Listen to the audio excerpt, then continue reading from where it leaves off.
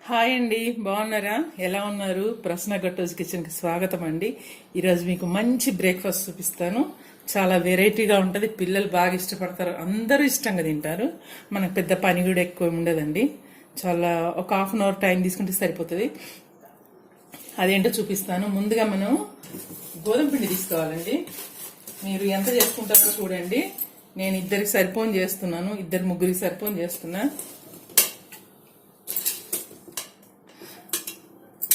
గోధుమ పిండి ఒక 2 కప్పులు తీసుకోండి. 2 కప్పులు అవుతుందండి ఇది. కొంచెం వేస్తాం. ఈ పిండి మిగిలిన నో ప్రాబ్లం, మనం చపాతీలు చేసుకోవచ్చు. ఇది మళ్ళీ మసాలా అయిపోయింది, ఈ పిండి మిగిలింది అని అనుకుంటే చపాతీలు చేసుకోవచ్చు అండి. దీనికి సరిపడా మనం 1/2 టీ స్పూను సాల్ట్ వేస్తున్నా. కొంచెమే, మళ్ళీ కర్రీలో కూడా ఉంటుంది. దీంట్లోనే ఫుల్ వేసుకుంటే మళ్ళీ కర్రీలో అది దీనికి ఎక్కువ అయిపోతుంది అనమాట. 1/2 టీ స్పూన్ వేసా. తర్వాత 1 టీ స్పూను ఓం అండి.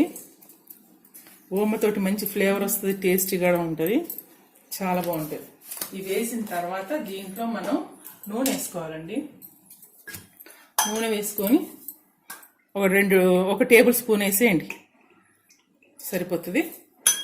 వేసిన తర్వాత దీన్ని మంచిగా ఇలా కలుపుకోవాలి. ఈ నూనె అంతా ఉప్పు ఇవన్నీ కలిసేట్టుగా కలుపుకోవాలండి. ఇలా నూనె వేయగానే ఉండలు కడుతుంది కదా, అదంతా పోయేటట్టుగా పిండికి అంతా పట్టేటట్టుగా మనం చూసుకోవాలి.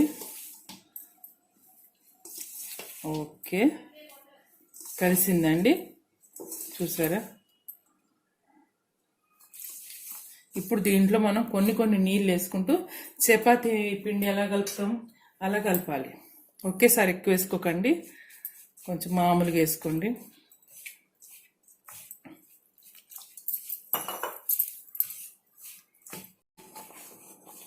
ఇలా కొన్ని నీళ్ళు వేసుకుంటూ మనం కొంచెం గట్టిగానే నానుకోవాలండి.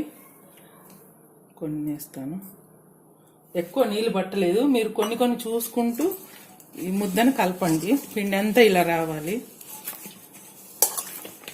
దీన్ని ఒక పావు గంట సేపు మనం నానబెడదాము.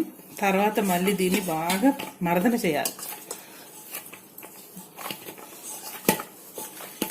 దీన్ని మూత పెట్టేసి ఒక పావు గంట పెడదామండి. ఈ లోపల మనం దీని లోపల పెట్టుకునే కూర రెడీ చేసుకుందాం. చూడండి, కొంచెం గట్టిగానే తడిపా, ఇలానే ఉండాలి. చపాతీలకు కొంచెం మెత్తగా ఉంటుంది, దీనికి కొంచెం గట్టిగా ఉండాలన్నమాట. చూడండి, గట్టిగా అంటుంటే పోతుంది.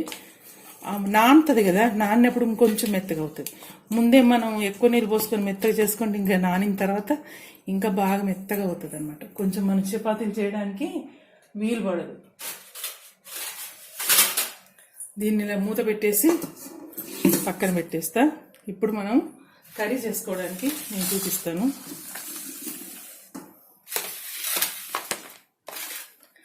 ఒక క్యారెట్ తీసుకున్నా అండి, దాని పొట్టు తీసి కడిగేసి తురుముకున్నాను. తర్వాత ఆలు ఒకటి తీసుకొని పొట్టు తీసి కడిగేసి చిన్న ముక్కలు చేసుకున్నాను. ఇది ఒక క్యాప్సికమ్, ఇది కూడా కడిగేసి ముక్కలు చేసాను చిన్నవి. దీంట్లోనే పచ్చిమిర్చి ఉన్నాయి, ఉల్లిపాయలు ఉన్నాయి. ఒకటి ఇంతలావు ఉల్లిపాయ తీసుకొని కడిగేసుకున్నాను, పొట్టు తీసుకొని. తర్వాత పచ్చిమిరపకాయలు కూడా ఒక 4 వేసి సన్నగా తరిగాను. ఇది క్యాబేజీ ఒక 1.5 కప్పు అవుతుందండి. ఈ కర్రీ మీరు ఎంతమంది ఉన్నారు ఇంట్లో, ఎంతమంది మీరు పెట్టదలుచుకున్నారు, దాన్ని బట్టి మీరు కర్రీ తయారు చేసుకోండి. ఈ కర్రీ కూడా మిగిలిన నో ప్రాబ్లం అండి, మనం రైస్లకు తినొచ్చు, చపాతీలకు కూడా ఈ కర్రీ మనం తినొచ్చు, చాలా బాగుంటాయి. ఓకే, దీని ప్రాసెసింగ్ ఇప్పుడు చూపిస్తా. వంట చేయడం అంటే దీన్ని ఎలా వండుకోవాలి, కూర ఎలా చేయాలి అని నేను చూపిస్తాను. స్టవ్ వెలిగించుకొని మనం కూర వండుకుందాం. స్టవ్ వెలిగించి దీంట్లో ఆయిల్ వేసుకుందాము. 2 టేబుల్ స్పూన్ ఆయిల్ వేయండి. ఎక్కిన తర్వాత తాలింపు గింజలు వేసుకోవాలి.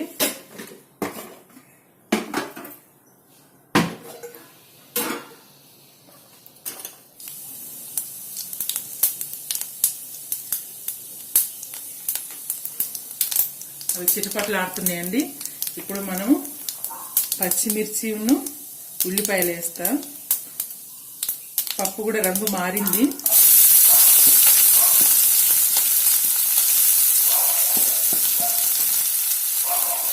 దీన్ని మనం మంచిగా వేపాలండి. కొంచెం పచ్చివాసన పోతుంది కదా, అప్పటిదాకా కొంచెం వేపుకోవాలి. మీడియంగా పెట్టుకోండి స్టవ్, మాడిపోతుంది లేకపోతే. జాగ్రత్త అండి, నూనె నుంచి మిరపగింజలు అనేటివి చిల్లుతున్నాయి. మీరు చేసేప్పుడు కొంచెం జాగ్రత్త చేసుకోండి.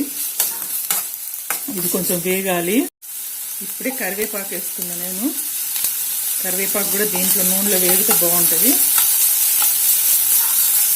ఇంకాసేపు వేగాలండి. ఉల్లిపాయ దీంట్లోనే మనం ఇప్పుడు ఆలు వేద్దామండి. ఆలు కూడా కొంచెం మెత్తగా అవుతుంది, వేగుతుంది అన్నమాట. కట్ చేసుకున్న సన్నగా కట్ చేసుకున్న ఆలు. తర్వాత క్యాప్సికమ్ కూడా వేస్తా. క్యాప్సికమ్ కూడా వేసి మనం వేపుకుందాం. దీంట్లో సైడ్కి ఇట్లానండి కొంచెం పసుపు వేస్తా నేను. 1 టీ స్పూన్ పసుపు వేసా. ఈ ముక్కలకంతా పసుపు పట్టుద్ది. తర్వాత ఇప్పుడు క్యాప్సికమ్ అండి, తర్వాత క్యారెట్. ఇవి కొంచెము వేగిన తర్వాత అప్పుడు మనం క్యాబేజీ వేసుకుందాం.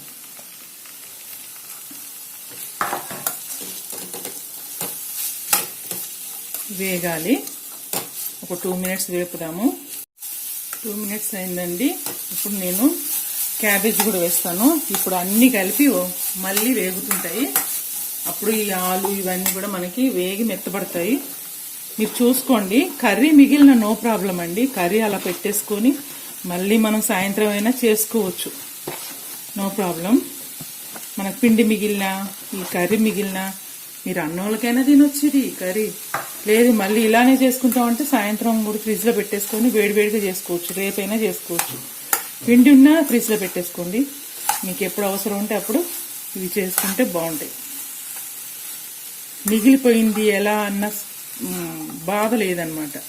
ఏది మిగిలినా మనం ఫ్రిడ్జ్లో పెట్టుకొని తెల్లారైనా చేసుకోవచ్చు. ఇవి రెడీ చేసి పెట్టుకున్నారనుకోండి, ఎవరన్నా వస్తే గబగబా మనం చేసి అప్పటికప్పుడు చేస్తే వాళ్ళు ఆశ్చర్యపోతారు, ఇంత తొందరగా ఎలా చేస్తారు అంటారు. చాలా బాగుంటుంది కూడా, టేస్ట్ కూడా బాగుంటుందండి, వెరైటీగా కూడా ఉంటుంది. ఇది మళ్ళీ ఎక్కువ ఆయిల్ ఉండదు దీనికి. ఫస్ట్ నాకు ఇష్టమైంది ఏంటంటే ఆయిల్ ఎక్కువ ఉండదు. డీప్ ఫ్రై కాదనమాట, షాలో ఫ్రై. దీంట్లో మనం సాల్ట్ వేద్దామండి. 1 టీ స్పూన్ సాల్ట్ వేస్తున్నా. అంటే సరిపోనేసుకోండి మీరు. మళ్ళీ మనం తక్కువ పడ్డా కానీ తర్వాత కలుపుకోవచ్చు ఉడికిన తర్వాత. ఇప్పుడైతే నేను 1 టీ స్పూన్ వేసా. తర్వాత ఇప్పుడు దీంట్లో కారము అవన్నీ వేసుకుందాం. వేగుతాయి ప్లస్ ఉడికిపోతాయి. ఈ మసాలాలు అన్నీ దానికి పట్టుకుంటుంది. 1 టీ స్పూను ధనియాల పొడి. నేను టీ స్పూన్ ధనియాల పొడి వేసానండి. 1/2 టీ స్పూను జీలకర్ర పొడి వేసా. నేను అది చెప్పాను కానీ అది రికార్డ్ అవ్వలేదు, అందుకే నేను మళ్ళీ చెప్తున్నాను. మీకు ధనియాల పొడి వరకే వచ్చింది, నేను ఇవన్నీ వేసేది మళ్ళీ మిస్ అయిపోయింది, అది రికార్డ్ అవ్వలేదన్నమాట. అందుకే నేను మళ్ళీ చెప్తున్నాను. 1/2 టీ స్పూను జీలకర్ర పొడి వేసా, 1 టీ స్పూను ధనియాల పొడి వేసా, 1.5 టీ స్పూన్ ఏమో కారం వేసానండి. ఇంకా అది కూడా మనం మళ్ళీ తక్కువ పడితే కారం మళ్ళీ వేసుకోవచ్చు. అది మిస్ అయిందండి నాకు వేసేటప్పుడు, నేను చెప్పుకుంటూ వేస్తున్నాను కానీ అది రికార్డ్ అవ్వలేదు. ఓకే, ఇప్పుడు అర్థమైంది కదా. ఇవన్నీ మనం వేసిన తర్వాత ఒక 2 మినిట్స్ దీన్ని మూత పెడదామండి. మూత పెడితే కొంచెం మెత్తపడతాయి కదా. 2 మినిట్స్ తర్వాత చూద్దాం. చూడండి, మధ్య మధ్యలో 2-3 సార్లు కలిపాను. మూత పెట్టేసినాను కదా, 2-3 సార్లు తీసి కలిపాను. మీరు కూడా అంతే చేయండి, మధ్య మధ్యలో కలుపుకోండి. ఇప్పుడు ఇది ఉడికిపోయిందండి, ఆలు కూడా మనకి ఉడికిపోయింది. మళ్ళీ ఇప్పుడు మనం ప్యాటీస్ లాగా తయారు చేసి మళ్ళీ వేపుతాం కదా, అప్పుడు కూడా లోపల మసాలా కూడా ఉడికిపోతుంది అన్నమాట. ఇది మొత్తం అయిపోయింది. రుచి కూడా బాగుందండి. మీరు కొంచెము చట్పటా ఉండాలి అనుకుంటే దీంట్లో చాట్ మసాలా వేసుకోండి. లేదు మాకు ఇలానే బాగుంటుంది అనుకుంటే ఊరుకోండి. నేను కొంచెం చాట్ మసాలా వేస్తే కొంచెం మనకు బాగుంటుంది. 1/2 టీ స్పూన్ అంత వేస్తాను. చూడండి, బాగుంటుంది, టేస్ట్ చాలా బాగుంటుంది, కొంచెం పులుపుల్లగా చాలా బాగుంటుంది. ఇది కలిపేసి ఇంకొక 2 మినిట్స్ అట్లా ఉంచండి.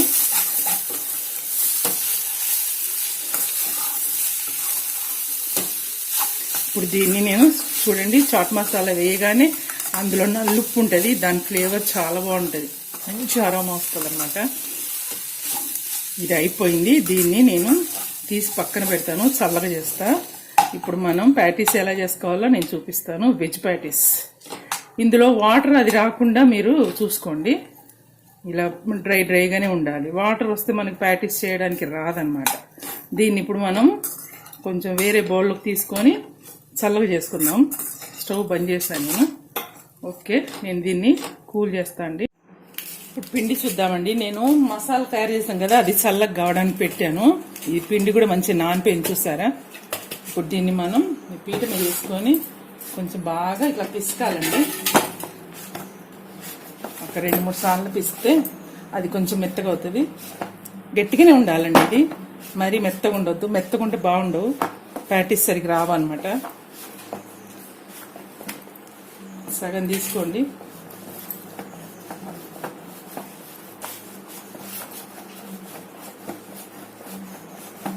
ఇలా బాగా చేసుకొని మెత్తపడుతుంది. ఇలా చేస్తే చిన్న చిన్న ఉండల్లా చేసుకోండి. మరి పెద్దగా తీసుకోవద్దండి, ఇంత సరిపోతాయి. కొంచెం పూరి సైజ్ కంటే కొంచెం పెద్దగా ఉన్నాయి.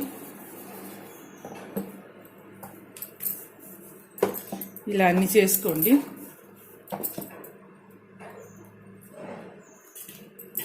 ఇప్పుడు మనం కొంచెం పొడిపిండి వేసుకుంటూ దీన్ని చిన్నగా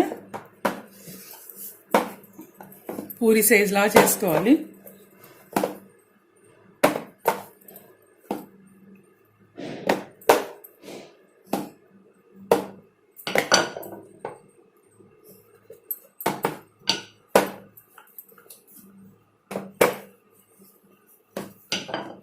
చూడండి, ఈ మందం ఉంది.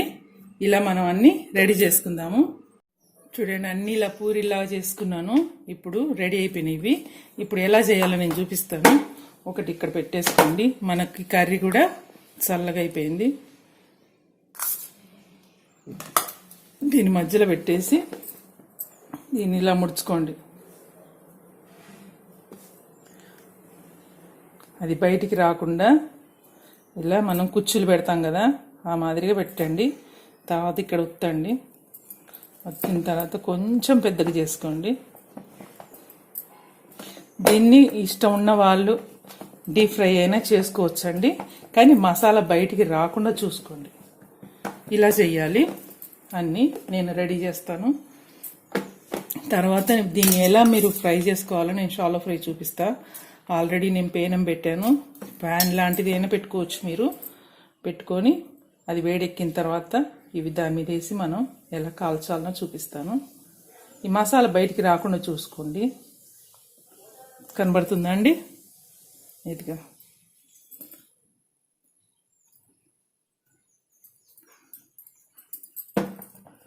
కొంచెం వెడల్పనండి, మరీ ఎక్కువ వెడల్పనొద్దు.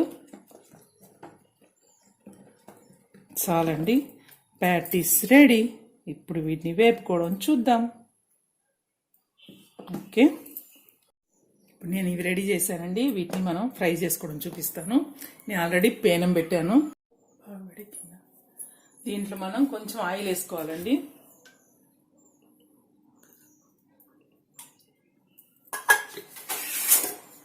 ఆయిల్ వేసుకొని ఆల్రెడీ పేనం వేడెక్కిందండి. ఇప్పుడు దీన్ని 2 స్పూన్లంతా వేసానండి నూనె. తర్వాత దీన్ని ఇలా పెట్టేసుకోండి. స్టవ్ కొంచెం మీడియంగా అన్న సిమ్లో అన్న పెట్టుకోండి. ఒకేసారి పెద్దగా పెట్టకండి, మాడిపోతాయి. ఎత్తుకోండి, ఇలా పెట్టుకోవాలి. పెట్టుకొని ఇది మనకి కొంచెం సైడ్కి వెళ్తుంది కదా నూనె, అప్పుడు కొంచెం వీటన్నిటికీ సరిపోని ఇలా తిప్పుకుంటే మనకు అన్నిటికీ సిమ్లో పెట్టుకొని మంచి కాలవండి. ఈ పైన లేరు ఉంది కదా, అది సిమ్లో పెట్టి కాలుస్తే గట్టిగా అవుతుంది అనమాట. మంచిగా కరకరలాడినట్టుగా వస్తుంది. బాగా మంట ఎక్కువ పెడితే మెత్తగా వస్తుంది. అది కొంచెం గమనించండి. ఇలా తిప్పుకుంటూ మనం దాన్ని 2 పక్కల మంచిగా కాల్చుకోవాలి. మీకు కొంచెం ఆయిల్ తక్కువైంది అనిపిస్తే మళ్ళీ ఒక చుక్క వేసుకోండి. వేసుకొని చేసుకోవచ్చు.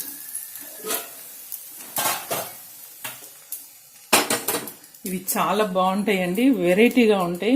ఊరికే చపాతీలు ఆలు పరోటాలు కూడా చేసుకుంటాం. ఇది ఆలు పరోటా మాదిరిగానే, కానీ అది వేరు కదా. వీటిని ప్యాటీస్ అంటారు. మంచి కాలాలండి, మంచిగా రోస్ట్ అవ్వాలి. కావాలని కొంచెం ఒక చుక్క నూనె వేసుకొని మంచి కాల్చాలి. కొంచెం టైం పట్టుద్ది, సిమ్లో పెట్టాను కదా, అందుకే టైం పడుతుంది. గబగబ కావాలంటే కాదు ఇది. ఇప్పుడు మనము ఒకవేళ మనకి లోపల స్టఫ్ సరిగా ఉడకలేదు అని అనిపించినా ఉడికిన తర్వాత మనం చేస్తాము. ఇంకా కూడా ఇప్పుడు మంచిగా కుక్ అవుతుంది లోపల. ఈ వేడితోటి సిమ్లో పెట్టి చేసుకోండి. కొంచెం ఓపిక పట్టుకోండి, అయిపోతుంది. చాలా టేస్టీ అయిన ప్యాటీస్ తినొచ్చు. ఈ చుట్టూ కూడా మనకి కాల్చుకోవాలి. ఈ సైడ్లకు ఉంటుంది కదా, అది కూడా జస్ట్ ఇలా ఈ అంచులకు మనం ఇలా పెట్టామనుకోండి, అది కూడా మంచిగా వేగుతుంది. దీంట్లో ఎన్ని పడితే అన్నీ మీరు చేసుకుంటూ ఉండండి. నేను ఇంకా కూడా చేస్తాను, నాకు ప్లేస్ ఎక్కువ ఉంది కదా పేనంలో. ప్యాన్లో కూడా చేసుకోవచ్చు అండి, ఫ్రైయింగ్ ప్యాన్ ఉంటుంది కదా, దాంట్లో కూడా చేసుకోవచ్చు. మనకు కొంచెం వెడల్పు ఉండాలి అంతే. ఇంకా లేదంటే కడాయిలైనా ఒక్కొక్కటి కూడా కొంచెం నూనె వేసుకొని కూడా కడాయిలో కూడా చేసుకోవచ్చు. ఇలా చేద్దామండి, మంచి కలర్ వచ్చే వరకు. చూడండి మంచిగా ఫ్రై అయినాయి ఇవి. చూడండి రెండు పక్కల మంచి కాలినాయండి. ఇలా తీసుకోవాలి. కొద్దిసేపు స్లోగా పెట్టుకోండి, కొద్దిసేపు మీడియంలో పెట్టండి. అట్లా మెయింటైన్ చేసుకుంటూ స్టవ్ని లో కొద్దిసేపు, మీడియంగా కొద్దిసేపు అట్లా మెయింటైన్ చేయండి. చేస్తే ఇప్పుడు మనకి ఇవి మంచిగా ఫ్రై అయినాయి అనమాట. ప్యాటీస్ ఫ్రై చూసారా, చాలా బాగా ఇచ్చినాయి. మరీ మెత్తగా తీసుకోవద్దండి, మంచిగా ఇట్లా కలర్ చూస్తున్నారా ఎంత సూపర్ కలర్ వచ్చాయి. ఇలా వస్తే కొంచెం గట్టితనం ఉంటాయి అన్నమాట. మనకు పైన కొంచెం క్రిస్పీగా, లోపల మసాలా కొంచెం మెత్తగా సాఫ్ట్గా బాగుంటాయి. చూసారా, అయిపోయినాయి. నేను తీసేస్తాను ఇవి. సూపర్. ఇంకా ఉంటుందండి ఇవి తింటుంటే, ఆహా మజానే వేరు. ఇప్పుడు తీస్తానండి నేను ప్లేట్లోకి. ఇది మీరు పెరుగు రాయితా పెట్టుకునైనా తినొచ్చు, లేకపోతే టమాటా సాస్ తోటైనా తినొచ్చు. నేను టమాటా సాస్ పెట్టాను. దీంట్లోకి మనం మార్చుకుందాం.